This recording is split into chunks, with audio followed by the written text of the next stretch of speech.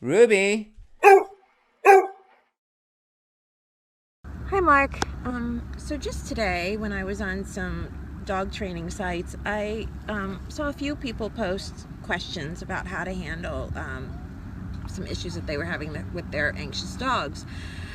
Two of the examples that I can come up with off the top of my head are one, a dog that sort of spontaneously started to focus in on things on the kitchen wall and got really obsessive about it, and the person hasn't figured out how to deal with that, and whether it's a medical issue or what. And secondly, was another dog who was really fearful of fireworks. But in addition to the fireworks, ultimately it came out that the dog is really afraid of lots of noises, really noise sensitive, and so And even much smaller noises, not just big noises. right. I mean, basically, a walk with the dog is just very difficult because all sorts of things really freak the dog out. So, the most common recommendation given to both of these owners was to exercise the dog, and that exercise would really help with this behavioral issue. So I wanted to get your thoughts on using exercise as a tool to solve a problem. Well, either one of these problems, really, and what your thoughts are about that. Sure, sure. So, first of all, let's talk about the good things about exercise. First of all, just generally, exercise is good for dogs. Most dogs like to exercise quite a bit. Most dogs, I think you would generally say, are not exercised enough. Most dogs would get more exercise if they could. Good, consistent endurance type exercise has been very well proven to increase endorphins and serotonin in dogs, which both are mood stabilizers and help some.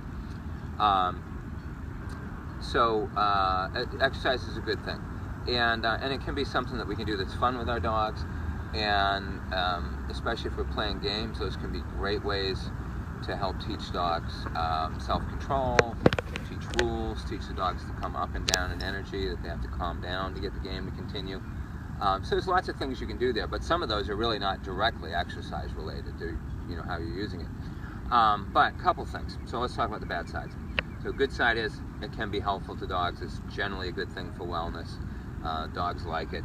But let's talk about the downsides. First of all, most Americans don't get enough exercise. Might be true of most people worldwide. But so if we push them that exercise is a key or the key to solving their behavior problems, for most people, this is going to be at best a short-term solution because they're not going to maintain some level of exercise over the dog's life. Second of all, it quite frankly is not a solution to these problems for the vast majority of dogs. First of all, a lot of the dogs that have these problems are high-energy dogs that are already getting a lot of exercise. It's certainly true that the dog may feel better on the day that he goes to doggy daycare and maybe gets a lot of exercise than on the day that he doesn't. He's a bit easier to manage. But he hasn't learned any specific behavior, and nobody has changed specific behavior. So we have people who can exercise their dog more. We have dogs that can't exercise more. There are dogs that are OCD or in one way or another very reactive to stuff, that they have physical problems that they can't do more exercise. The reality is we need to learn how to be able to change the behavior, and it's not that hard to do. And we can do it in much more direct ways than the exercise ever would. Keep in mind that the idea of getting the dog to exercise more is really a kissing cousin to the idea of giving the dog Prozac or something else, which again can be helpful, but solve very few behavior problems. They might make it easier to do some training and help it, but they don't directly solve it. So I rather focus directly on how can we help the dog with this. And one example of this that comes to mind is a Malinois that we worked with a while back.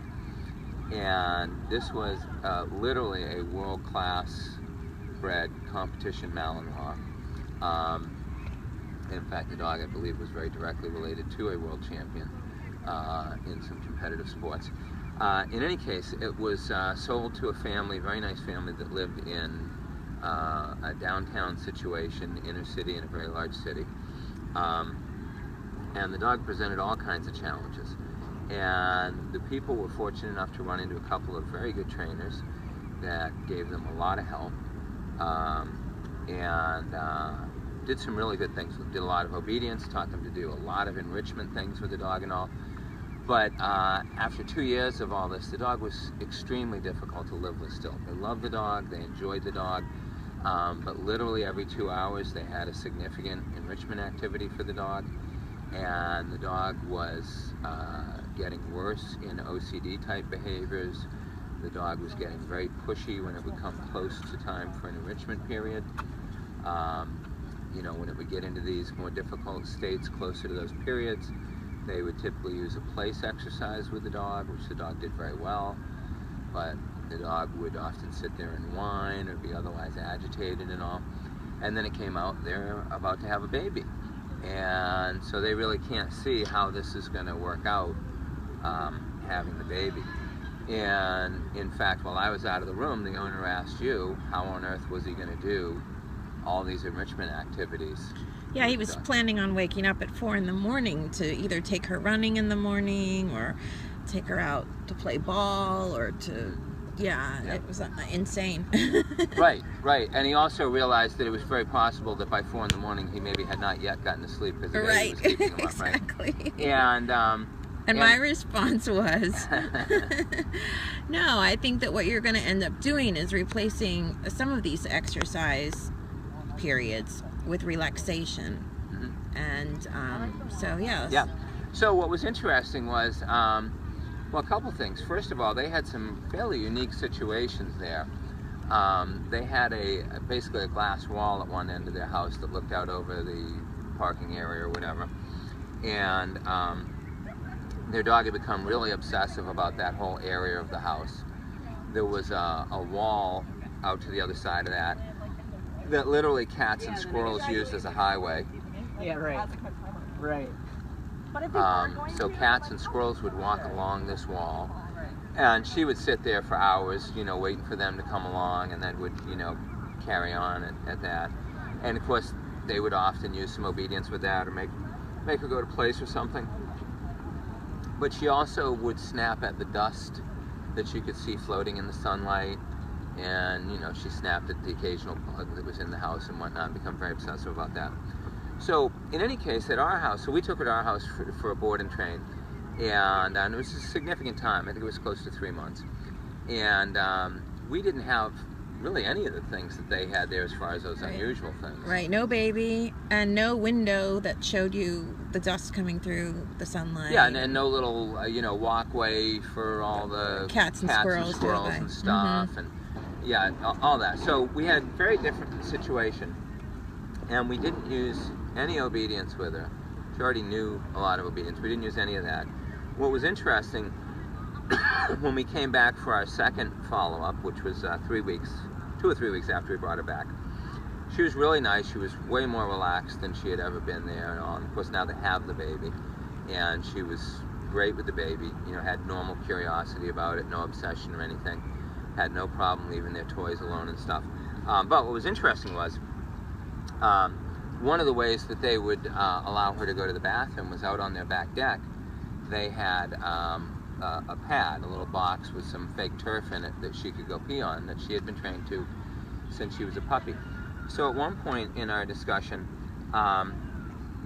they got up and let her out to go to the bathroom, and she went out, and I went on talking and whatnot, and maybe 15-20 minutes went by, and all of a sudden I realized that they hadn't let the dog back in, and I looked over, and she's just laying out on the deck. And I said to him, I said, am I misremembering this or something? I said, I don't remember her ever relaxing out there. And they said, oh God, no. You know, before, she would have been just driving us crazy to come back in. And they had very good obedience with her when they would open the door. You know, she would sit before she would come back in, but that didn't help her prior to them getting over there. And I said, well, that's really cool. I said, you know, has she been doing that with any regularity? And they said, oh yeah, she does that all the time. She'll go out there and just lay out there for, you know, half an hour, you know. And this was a dog that if she was out there before, she was either barking and carrying on at the cats or squirrels, or she was pacing, or literally jumping straight up and down to get their attention to come back in. And I said, well, that's really cool. I said, how is she when cats and squirrels come by, you know? And they chuckled because they were sitting where they had a better view of her than I did. And they were like, well, there's been a bunch of them who come by, you know, since we let her out there, you know? And she's just laying out there relaxing. And it was not that we took her to our house and punished the hell out of her out of seeing cats or snapping at dust in the air or anything else. It was really that we had taught her how to relax about things, using a number of different techniques. And this not only made her more livable for the humans, the really important thing is it made her much more comfortable about her own life. And the interesting thing was, she used to go to doggy daycare all the time. That was one of the ways they tried to manage her energy level. And she doesn't go to doggy daycare anymore. She hangs out at home, whether they're there or they're not. She's very comfortable in a crate, which, you know, she didn't used to be. She would go in it, but she wasn't comfortable. And so both the parents can leave for work for the day and come back, and she's cool and happy to see him, but not losing her mind. Well, and you can actually feel it in her when you touch her. She's she's not that kind of kinetic thing that's just ready to pop. Now she can really enjoy touching. She just is generally more comfortable with the world. Well, it's funny you say that, because that reminds me, I think about 4 or 6 weeks in, we arranged to meet up with them, just, you know, so they could say hi to their dog and whatnot. They were having withdrawal from their dog. And I remember one of the really interesting things was the woman reached down to pet the dog at one point, and she just said, oh my God, she's soft. I've never felt her soft. And, you know, what she was talking about was the lack of muscular tension, you know, that normally the dog was just tense like an iron bar. And that was so cool for them to see that. It gave them great faith that they weren't throwing money to the wind, or sending their dog off for nothing, you know, that there really was some of the kind of changes that we had talked about there might be. Yeah. But that was a great example. But, you know, that dog had so many of the problems that you were talking about in these videos that come up. And she was sort of a repository for a bunch of them. She was. And, you know, the thing is, had she not been in the city, had she been out in the suburbs or somewhere else, had she been in a home where somebody, you know, worked her in IPO and, you know, got her out tracking a couple days a week and doing protection, that's not a full-time job, you know. And I developed a lot of these ideas because I worked with dogs like that, and they were freaking crazy and they were hard to live with and everything. So the idea that, you know, giving them the job, giving them the exercise, is going to solve all these problems, actually in a lot of dogs it makes them worse. All right, thank you. Yep.